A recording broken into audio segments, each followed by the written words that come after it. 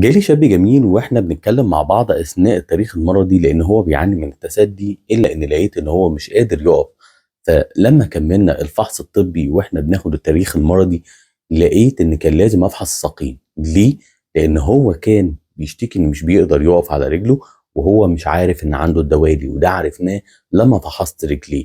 لان الدكتور لازم يفحص الشخص اللي قدامه، هو مش بيعالج الشكوى رغم ان هو بيتكلم على تشخيص بسيط جدا زي التسدي، مفهوم ومعروف للعين، مش محتاج دكتور عشان يشخص التسدي لكن يشخص ما وراء التسدي.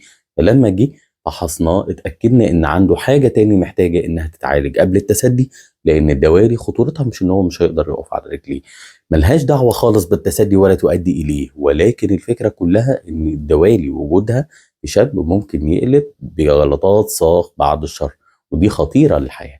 عشان كده الفحص الطبي مهم ان احنا نعرف ايه الاولويات الطبيه. على قد ما كان نفسي اعمله التسدي الا ان هو لازم يعالج جلطات الساق الاول وبعد كده نعالج التسدي. نعمل الاثنين مع بعض في نفس العمليه، ممكن تعمل الاثنين مع بعض، بس في اولويات. هو لو هيعمل حاجه منهم يبقى يعمل الدوالي وبعد كده يجي لي نعمل التسدي.